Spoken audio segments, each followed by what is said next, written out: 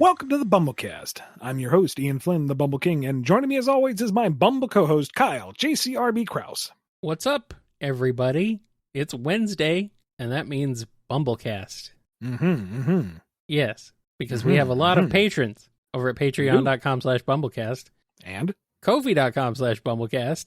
Where else? And on YouTube via the YouTube Members Program. Oh, my goodness. I know so many people. They help us out. They really, really support us, and it's really, really great. So let's go ahead and not waste any more time and get into their questions right now. Starting with this one from Mixer17. I don't ask you to bully Sonic enough, so what would be the 3 worst affectionate nicknames Bernie could use to embarrass him in front of his friends and enemies if she decided he needed a massive ego deflation and went super embarrassing mom mode to try and do it? Maurice doesn't get to count in this case. Would she, though? I don't know. She wouldn't deliberately call him an embarrassing nickname. I'm actually trying to remember how I was trying to characterize her since she had no character before that.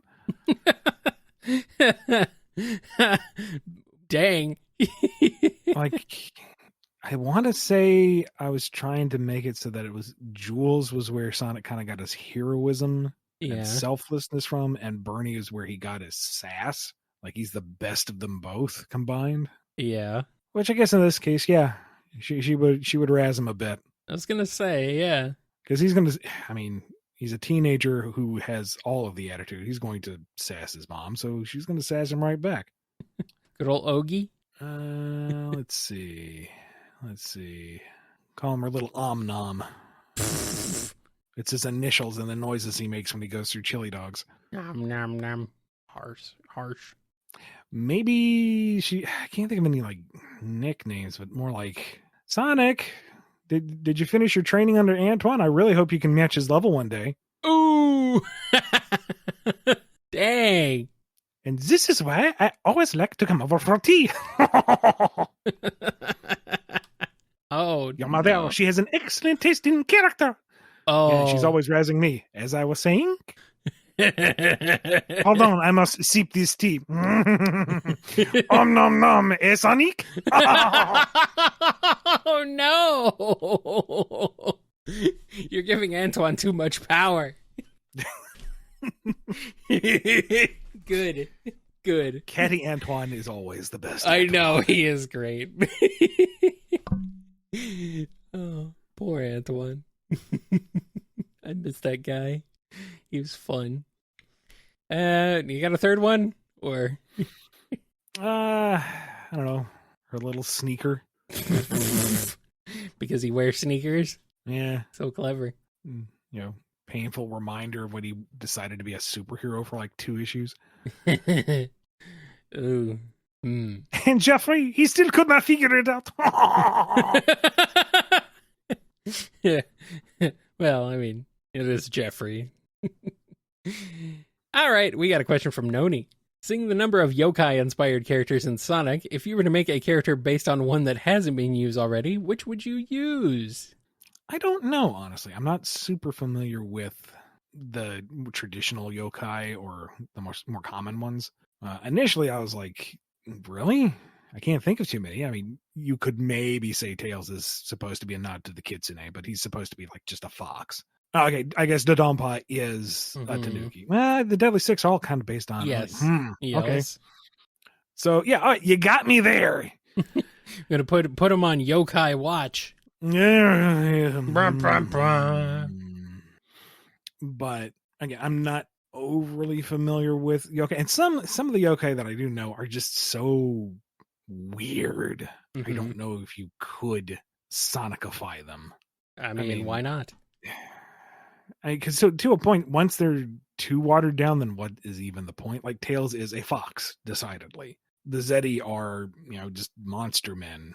Doesn't even really equate to Oni anymore. And the Dodonpa, he's a Tanuki in name, but what does he really do that's Tanukish? Why can't we have a Kappa, Ian?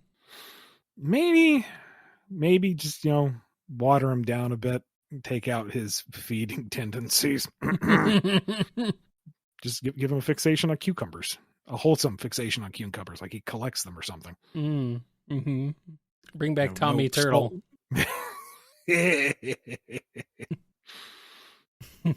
Do it. All right. And here's one by Noche. I was inspired by this tweet I saw a while ago where somebody said Silver probably grew up on war rations in the future, so any food he probably eats in the past would be overwhelming to his digestive system. So riddle me this, Ian. Would a single Sour Patch Kid kill Silver? Which food would mean the demise of the poor hedgehog's tummy? Or counterpoint, he's built up such an incredibly tolerant digestive system, because who can be sure that all that food is still good, or if there's even clean water to be had, that he can handle anything. Maybe. Let's give the poor boy just a softball on this one, you know? He goes to the past, he finally can have a wide variety of foods and flavors, and he gets to enjoy them. Yeah, but it's funnier if he eats like a single Sour Patch Kid and ends up just curled on the floor in the fetal position. His face just kind of puckers inside out. Hey, you like it?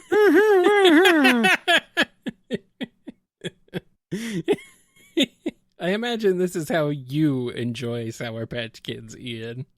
Are you kidding? I don't touch those things. I was going to say, like, if you had any, you would probably end up on the floor curled into the fetal position.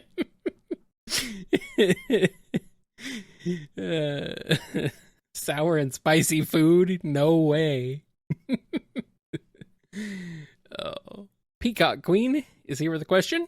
Is it possible to see a Blaze VTuber in the future? I would love to see her in a future Tails tube, along with Sonic and Tails, something similar to the most recent Tails tube, where Tails asks Sonic and Shadow questions. I feel like it would be a good opportunity to know a little more about her and her world, and how she often visits Sonic and the others, and what her relationship with them is like.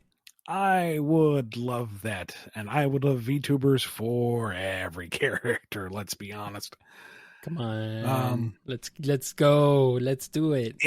It's not up to me. And it really comes down to a number of factors that I can't get into, or probably shouldn't. So do know that it has been discussed at some point, and I personally would like to see it. So if you want to see it yourself, reach out to the social media team.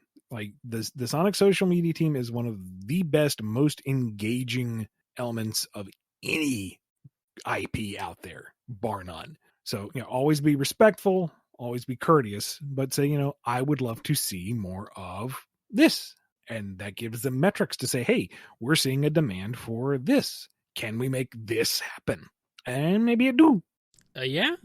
I mean, why not? Let's cast some of these IDW exclusive characters and get VTubers for them too. Let's get and voice actors. Let's see them in there too. Come on. You can do it. And Trip. Oh, Trip would be fun. That's a good point. Rabbit Haver has a question. For reasons that will remain a secret to everyone but me and God, the Sonic cast is being forced to take horseback riding lessons together. Yeah, all of them. But feel free to go with whoever makes for the funniest bit. How does it go? Who bonds the most with their steed? Who is the best rider? And who gets trampled into the dirt? Well, if we go by the Olympic Games, they're all pretty competent equestrians. Maybe. Even every single Shadow, one of them is rocking. Every single one of them is rocking that rider outfit, True. I mean, Eggman looks downright dapper. I mean, Sonic rides a horse in Black Knight if you want to get out of the crossover zone. Yeah.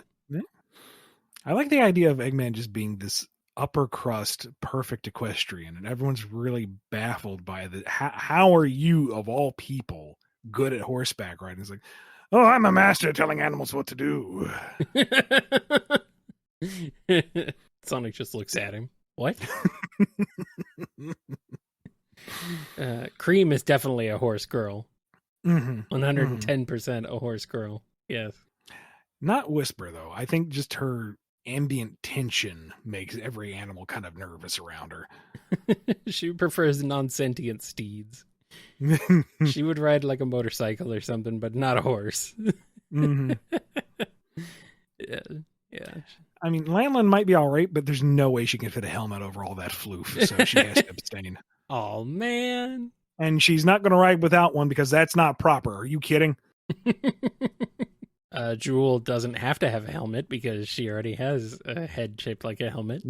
So Perfect for her. I don't know if she's large enough to command a horse, though.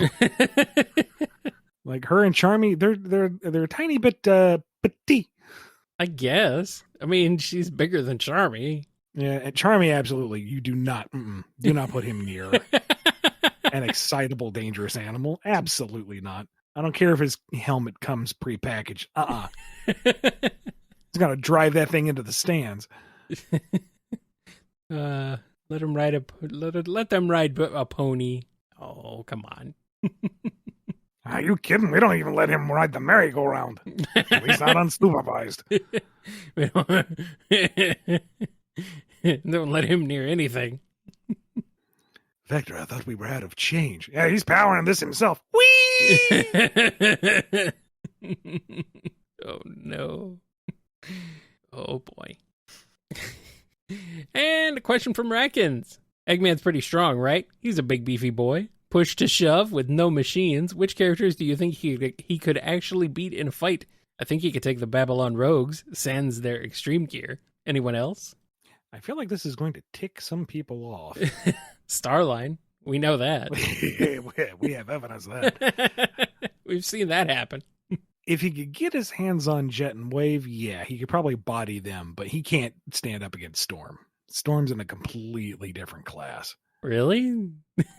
Oh, yeah. Storm can go toe-to-toe with Knuckles, man. Good. You're telling me Robotnik couldn't sit there and body Knuckles? Ah, come on. Nah.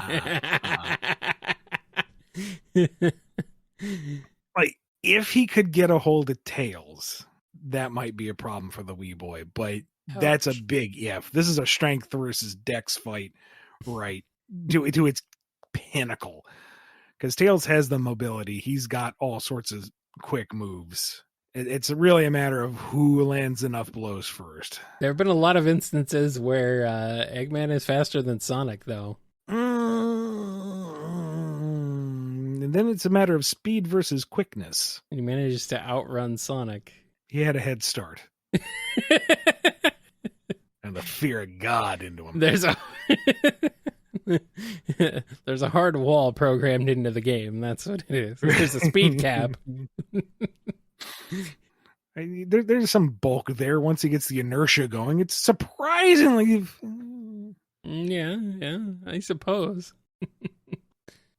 Cream. What? He could beat up a small child. What? How could you? What about Vanilla? He could not beat Vanilla, especially he might hit her once. Especially if he beat Cream.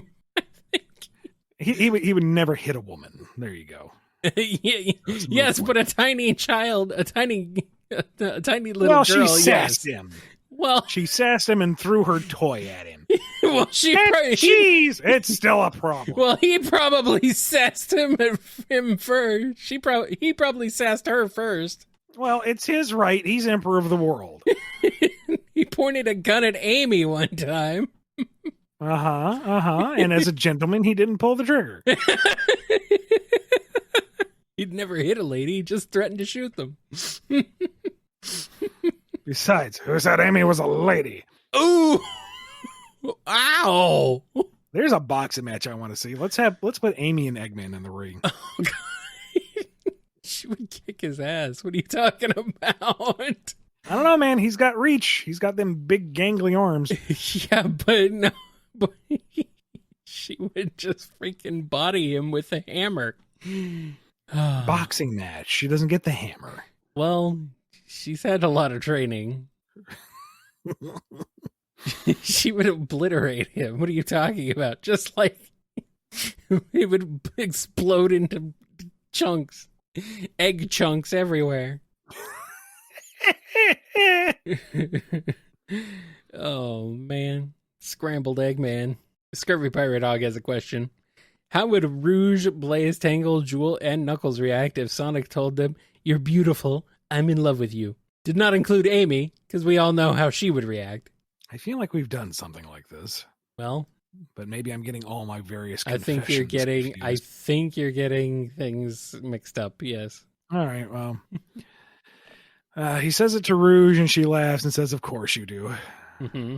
Sets it to blaze, and she blushes hard enough to actually combust, and it's not part of her fire powers. Tangle gives him the finger guns and says, right back at you, Blue. Yep. Jewel blushes and kind of mutters a thank you and follows up with, you still can't bring that chili dog into the museum. And Knuckles? And Knuckles, he says, you're right, I'm beautiful. What was that last part? Of course you are. Oh, of course you are. Everyone loves me. Why wouldn't you? True. Knuckles' positive self-image. Good for him. Question from Sleepy. Theme question. We have seen the Sonic characters as pirates before, but mostly in the sense that they're all pirates. To change things up, how would you reimagine said characters to fit the time during the golden years of pirating in our world? Who would still be a pirate? What jobs would non-pirates have? And who now has a Spanish accent? And is Blaze now a pirate queen or a pirate-hating queen? Well, she does have a bit of a career of destroying robot pirates, so... And she's not particularly fond of lawlessness. So... And she's head of an empire in a waterlogged world, as far as we can tell. I see her as more of the sole empress who's really tired of all the trade ships. Pick up in 3, 2, 1. I see her as being the sole empress who's getting very tired of all the trade ships being pirated. Perhaps she enlists the aid of some plucky privateers, like one Blue Quill the Quick, who's not really out for plundering or looting or anything. He just loves adventures on the high seas and will take out anyone who's menacing the smaller trade boats, because he's a good boy like that. What a dork. Tails, I don't know anything about ships or crews or that kind of thing, but Tails maintains the ship. Amy is part of the crew. Knuckles, is Knuckles like the navigator always looking for treasure and we played the treasure hunter angle? Or is he like a castaway who's guarding the last major treasure hoard that no one's found yet on his idyllic, hidden by the mists Angel Island? Choices. No. He can't be the castaway. We have to go the treasure hunter route because we have to give him a pirate version of the Knuckles hat. Okay. Yeah, you got it. We have to. Mm-hmm. It's law. Babylon Rogues, they're obviously bad pirates. They specialize in quick strikes. Eggman is head of the Egg India Trading Company. Instead of the East India, you get the bad joke. I get it. Very, very militarized, very structured, all steam powered ships with robot crew. Mm-hmm. Nothing personal. It's just business. Mm-hmm. Shadow is his own, like, he kind of a privateer, I guess, or just rogue black pirate taking out any other ship that he deems to be a pain in the ass. Mercenary. Yeah. Rouge sails along because she has until he sinks that ship to plunder it, and she enjoys the challenge. Mm-hmm. And Omega's just the guns. Makes sense fire to me. At will. Which one is Will? Just fire the ship. Omega is the ship. As he should be. Ramming speed. No, fire from here, you idiot. Rest in peace, Will. The Chaotix, of course, they're out on the high seas. They're trying to find work, but they keep doing work for free. They're commissioned by Blaze to find any of the lost ships out at sea. Yeah, there you go. Works for me. All right, next question is from Soccercot. Rouge the Bat moves to Gotham and replaces Batman as the city's main crime fighter. How does that go? Terribly. The crime rate doesn't go down. I'm just thinking, this would be like if Catwoman took over. Exactly. It's be the exact same scenario. And probably the exact same result. Riddler and Penguin and Two-Face are all robbing Gotham's banks, but once she beats them up, she takes the stuff for herself. Yeah. Well, I mean, she deserves a little treat. She ends up fighting Catwoman not to stop the burglary, but to get the mark. She gets into a legal battle with Batwoman.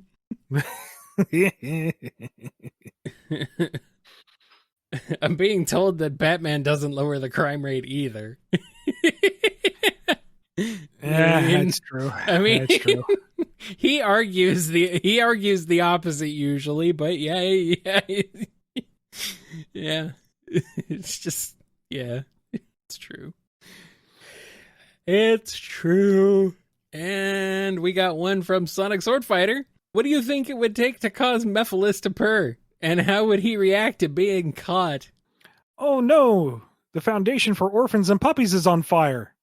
Are you purring? Yes, I noticed. Now you're purring louder? He's very happy about that. Oh no, there's misery somewhere in the world. Would you stop it? He's just vibrating. Constant vibrating. Stop vibrating, Mephiles. It's weird. Somebody told the child that Santa isn't real?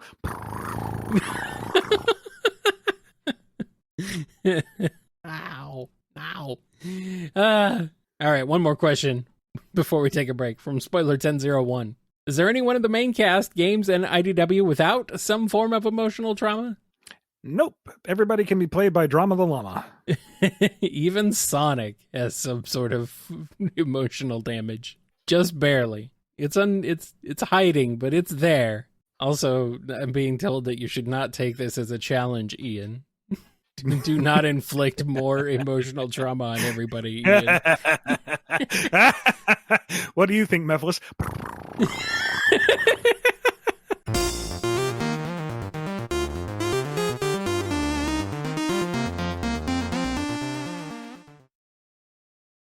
Well, we're back, and we have a question from Steph Cube. Let's imagine for a moment that Tangle and Whisper were part of Sonic's group in Sonic X and lived in Chris's mansion along with everyone else. How would they act daily in that house, and how would they get along with Chris, his grandpa, Ella, and Tanaka? What do you imagine they would be doing in key moments of the anime, such as their first arrival in that world, the battle against Perfect Chaos, or when the Ark was about to crash into the Earth? This is neat. I like this. Mm-hmm. Especially, there was somebody who did like fake screenshots from Sonic X and put in various Archie and IDW characters. I think they've done a Sonic X style Tangle and Whisper at some point. Yeah, I think they did like a whole how would the old Diamond Cutters look as Sonic really? X style characters? Yeah. Wow. Yep. I mean, again, I have to be awesome. very careful with my fan content consumption. But what I've seen of that is like spot on. I think you're allowed to look at that. I mean, that's one thing. Still, I still have to be anyway. Let's see. I mean, just out and about in the world, that kind of initial getting the gang back together type thing. Tangle's just going to be a goof flinging around the city. Sonic finds her. They beat up a Eggman robot. Straightforward. Whisper's going to be a little harder to find because, new territory, strange world. She's going to go to ground, go to cover, and maybe there's just a mysterious someone who's blasting Eggman robots whenever they show up, and it's almost like her initial introduction in IDW, finding her and getting her to chill out and come back to the mansion. Mm-hmm. And that's when she takes like the unused loft in the East Wing as her own little brooding cave. As for around the mansion, it's too big for Whisper, too spacious, too many windows, too many avenues, too many corners to check. She's going to keep to the one room. But that Tanaka, she likes the cut of his jib. Very, very astute, very well-mannered and trained. They get along just fine. And when he decides to dress up like the Green Hornet, she'll totally be his sidekick. Yeah. Tangle worries Ella to death because she will find everything to swing from, every surface to bounce off of. And she's going to entice Chris to get into all the trouble. All the trouble. I want to hang out with Sonic. Well, he's not here right now. Let's go ride bikes. Downhill. Backwards. Yeah. I mean, this is assuming she doesn't outright just replace Chris. And maybe there's a nice episode where like the variable Wispon goes on the fritz, so Grandpa Chuck has to figure out how to fix it, and Whisper has to learn to trust somebody to work with her gear because nobody else around here can. Well, Tails could, but he's on an adventure. excuse adventure Tails somewhere. Tails is busy. As for the adaptations, no idea where they would fit into SA1 and SA2 without making it more cumbersome. I mean, having a B plot of Tangle and Whisper breaking into Prison Island trying to find Sonic would be fun, but it might be a bit much. But I'm not really having to worry about budget or pacing, really. But yeah, I mean, they helped Amy. It was them two and Amy breaking into Prison Island to find Sonic. There you go. Sure, why not? Maybe they're rescuing people during Perfect Chaos's attack. Maybe they go hunting for a Chaos Emerald and they get a false lead for a season 1 thing. They have to fight each other in the Sonic battle arc. I mean, right there. It writes itself. Come on. Yep. Perfect. I like it. Ooh. I wasn't going to do season 3 because I'm not as fond of it, but the episode where Shadow's coming after Cosmo and everybody's getting in his way. Like Tangle actually standing her ground and putting her serious face on to MMA box Shadow for Cosmo's sake. Oh man. Whisper hiding in the vents throughout the X Tornado, the big ship, crawling through the vents and sniping at Shadow as he's making his way through the ship until finally he's too close, so she jumps down and tries to take him on one-on-one. There you go. Yeah, all right. Season 3 redeemed. Now, if only the animation budget could be higher so it could look better than it ultimately did at the original show, at least. Man, that would be pretty sick, though. I want to see Whisper and Shadow fight. You can do it, Ian. Make it happen. Maybe. And we got a question from Supersonic Fan. What if Big and Zavok switch bodies? I don't think Big would care. I think Big would continue doing what he does.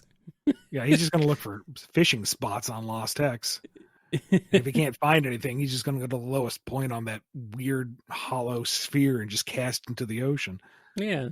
Zavok, on the other hand, has found an even more powerful body. Oh, no. And is going to lay waste to the world. Oh, no. Oh, no. Zavok is completely unstoppable. And we're going to make sure that like the body retains its natural voice instead of getting like the character voice. Yeah. So, he's just like bodying Sonic left, right, and center. Look upon the face of your destroyer.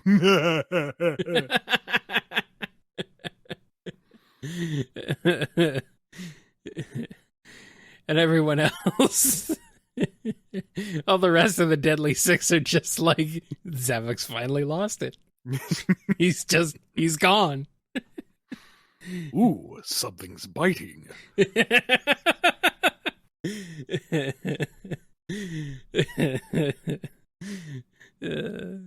stuff. And we've got a question from the cyberspace Coco. Vector is on babysitting duty. He takes Charmy and Cream to Medburger for lunch and promises Vanilla that her daughter will have a fun, safe time. However, Charmy and Cream get lost inside the Medburger play place, and Vector is forced to retrieve them, only to get trapped himself. Both Cream and Charmy are crying, and Vector has 5 minutes to get the three of them out before Vanilla picks up Cream. What does he do? Okay, I'm really upset because this is great. You already answered the question, but I love everything about this. No, they didn't answer the question. What does he do? How does he get out? Well, the answer would have been that the two of them get lost in the, like, as you're reading this, okay, he takes them to Medburger. I'm like, oh, they're going to get lost in the play place. Oh, he already said that. All right, he's going to go try to find him. He's going to get stuck. Oh, they already said that. You've already hit on everything I want to say, but it's already great. But then how does he get out of it? That's what the question is. Well, he's going to lose his patience and just bust down the entire play place. There you go. He's just going to do that same roar that he does in Sonic Heroes. Like he goes full kaiju, tears the entire thing apart. There you go. Finds, shakes the one thing out so the children fall out, puts them under each arm. Finally found him. Vanilla walks up and she's a little unnerved because here comes Vector all scuffed up and covered in God knows what was in the play pit.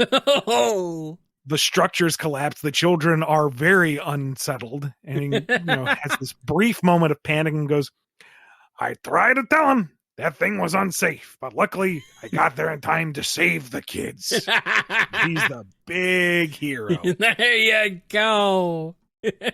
Yay. Vector, our hero. Good. See, you made it work. You got something out of it too. Well, with a solid enough foundation, you can build anything. Yeah, unlike that play place. This foundation was not very solid on that thing at all. Look, if I just gave you a Happy Meal toy, we would walk away. 2 Happy Meal toys and an apple pie. Apple pie. All right, next up, this one's from Oddly Roger. They say that they'd like to sponsor a standard question of our choosing to help get through some of that backlog. Very generous of you. Thank you. Yes, indeed. So I went and dug up this one from Zapparona. Will we ever get to see the past family lives of the other characters such as Amy or Rouge? We know somewhat of the other characters' pasts, like Tails being bullied.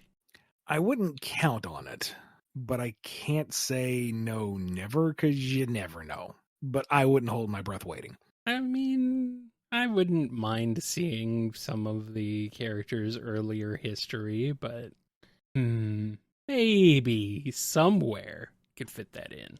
The Unholy Savior has a question. You said Supersonic is planetary, but Mario can take over universes, create universes with power stars, and ground-pound planets. Bowser survives universe destruction, and Mario can destroy the Angry Sun, stated to be the real sun, and fight universe-destroying foes like Demento and Culex, like Solaris and Time Meter counterparts, in base form.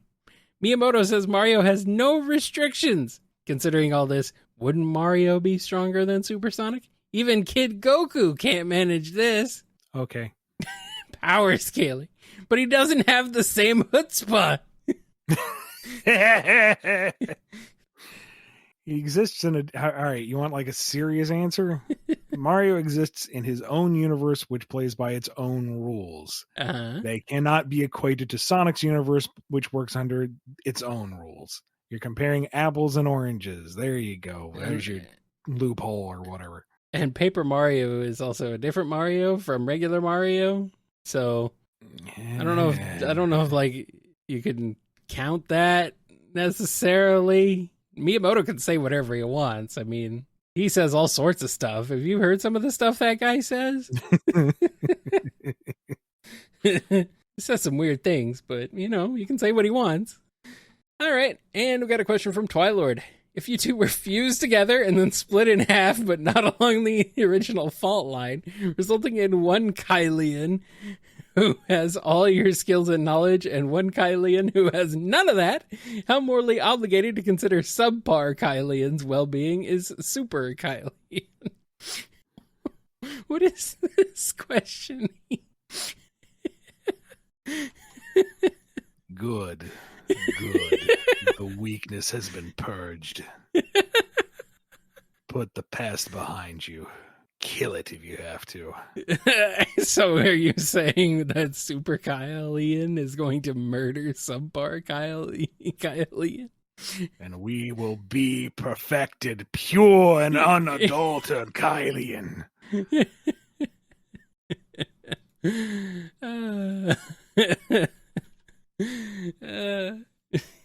Have fun with that one, kids.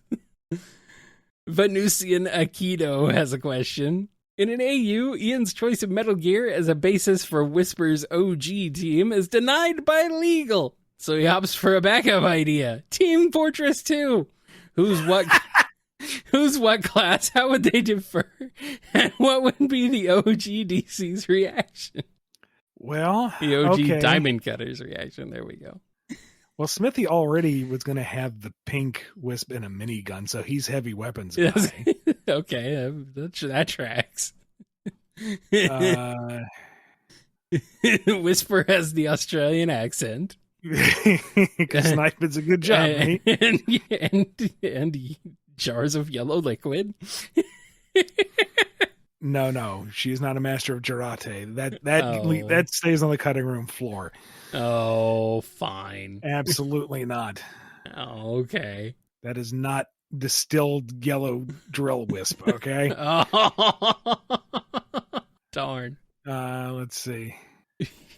Which is funny because because originally in the Diamond Cutter, she was the rocket launcher, so she'd be the soldier if we're doing 1-to-1. Okay. But Slinger's not soldier material. I guess he'd be the scout. Mimic is the spy. Well, of course he is. He never was on your side. And Claire? Goodness. Well, no, I guess she'd be scout because she was less offensively minded and more mobility. So she was kind of more the scout. So what does that leave Slinger? Engineer? Medic? He's certainly not demo man. I don't know. Maybe Slinger. Well, we can't do Metal Gear references, so he's already got to be completely retooled from the ground up. So I might as well just make him demo man. There you go. Then again, they might also need a medic. Well, no, they're fated to die, so we don't need a medic. Oh, good point. Yeah, that's why they die. They don't have a medic. Their last moments as they're swarmed by the shadow androids. Medic! Need a medic over here. No medic. No medic. God, and I imagine them being just as cornball as well. Mm-hmm. Strangely effective, but absolute Looney Tunes. Get behind me, Whisper. There you go. Cry some more, egg puns. Cry some more. Oh, boy. Classic TF2. Nobody wants to be the medic. Hey, I actually enjoyed playing medic because I preferred the support role and it was a little simpler to keep track of. It's just nobody protected their pocket medic. No, of course not. You know, I'm checking my 6 all the time and I get backstabbed because everybody's running off to capture the point. Check your medic, okay? I know nobody really plays anymore. It's all bots, but protect your freaking medic. I think they finally cleaned it up a bit. Oh, really? I think, yeah. There was something recently that they finally started cleaning up and banning bots. Almost time to get back. So, yeah. Wonder if my old Apple earbuds would sell for the Steam Workshop these days. Anyway. OG Diamond Cutters would be a little unnerved by the parallels, but hey, these guys are committed to the job. They get it done. They can work with this. Yes, indeed. All right. Vineclad has a question. If given the opportunity by LEGO, would you consider writing stories and building lore for a new Bionicle generation? Sure. Give me money. I was going to say, Ian turned down work? No, probably not. Ian get engrossed in a lore-heavy franchise? Me? No. A lore-heavy, action-based franchise even? No. That doesn't sound like you at all. Now, to be fair, I know very little about Bionicle. I just know that the fan base is passionate and that it is deep. Mm-hmm. So I would have to do my research, but sure, always up for a new challenge. Well, there you go. And our last question this week is from Z Broadcast. When it comes to writing Sonic characters or any pre-existing character, what would you say is the best source of reference to understanding them? And this kind of ties into the previous question. Yeah. I would say the first round of research should be the source material. Mm-hmm. Like, what is the main vehicle for the franchise? In Sonic's case, it would be the games. For Bionicle, again, I don't know that much about the show or series, so I guess it would be the toys, since that's what they're primarily marketing and selling, and that's where the foundation of the lore is. You might have to look into the toys, yeah, but also I think a lot of it is the show, and there's also some games in there. I don't know, there's a lot. Well, you know, go to the primary source first.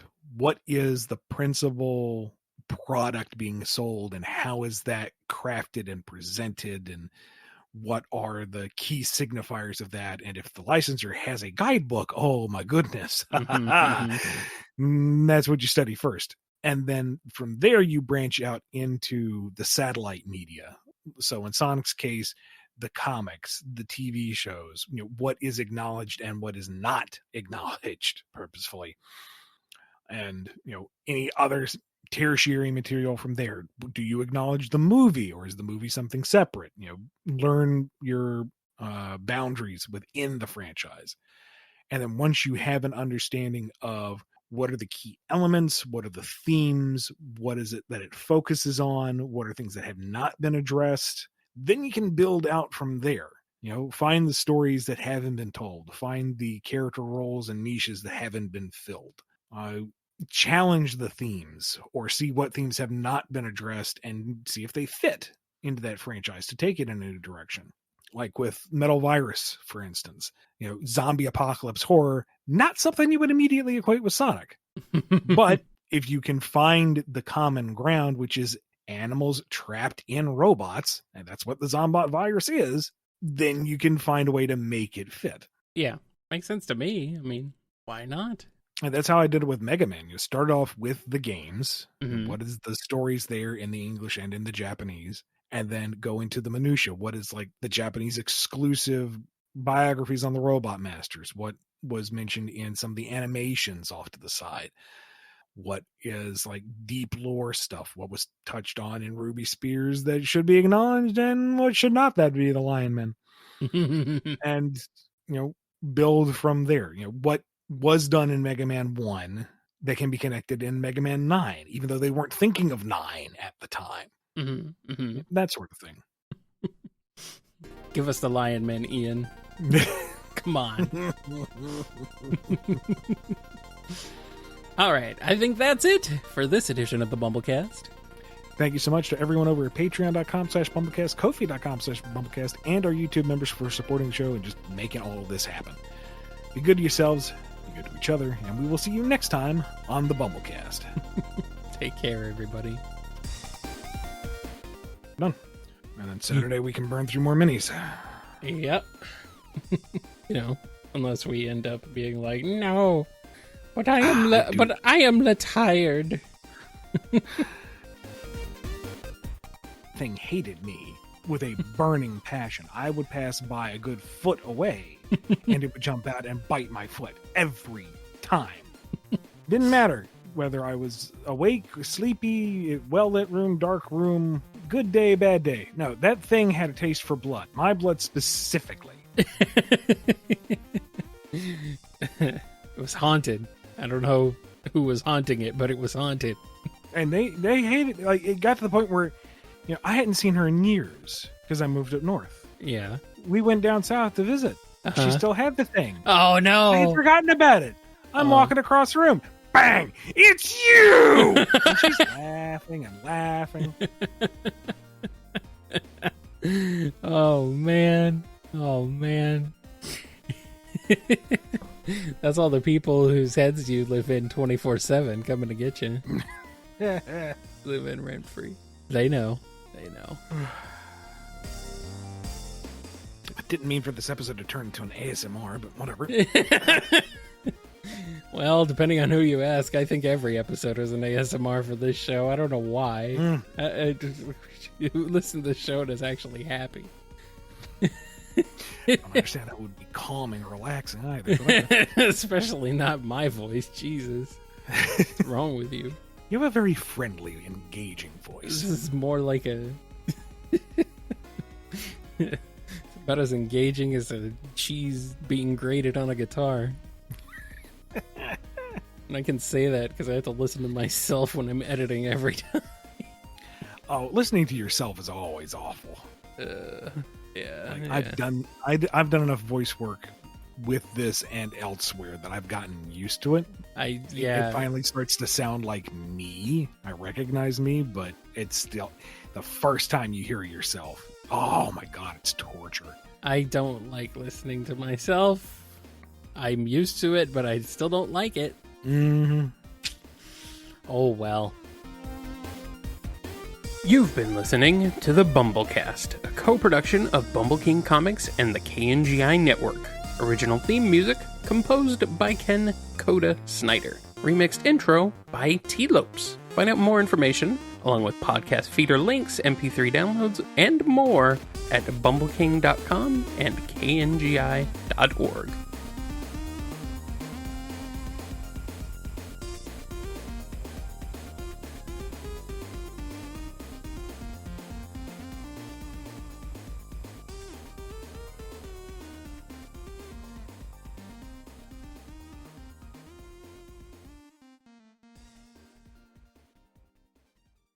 Yeah. I say this knowing full well I'm someone who would live in the refrigerator if that was... I mean, same. I absolutely would too. I mean, like, the best part of working in a grocery store, actually, arguably the only good part of working in a grocery store, was being able to go back into the coolers and freezers. They were quite chilly, quite nice. Yes, I quite enjoy hanging out in the freezer. Well, the freezer I can hang out in for a little bit, but I have to leave. But I can hang out in the cooler like all day. I could be in there forever. Last winter we had snow on the ground and ice in the trees, and I was going for my walk, and I'm walking around there without my heavy coat on, rolled my sleeves up, and people going on their walks bundled up head to toe, peeking between their scarf and their toques. They're looking at me like, "Are you okay?" And I'm like, "Yeah, it's just a bit warm out is all." Yeah. Did you tell them? Yeah, I'm from North Carolina. This is like paradise in comparison. Yeah. Anyway. Yeah, when I worked at Walgreens, one of my jobs was to stock the drink cooler, so I was in there for several hours daily. And it's like, all right, I could get used to this. Make sure every can is perfectly organized.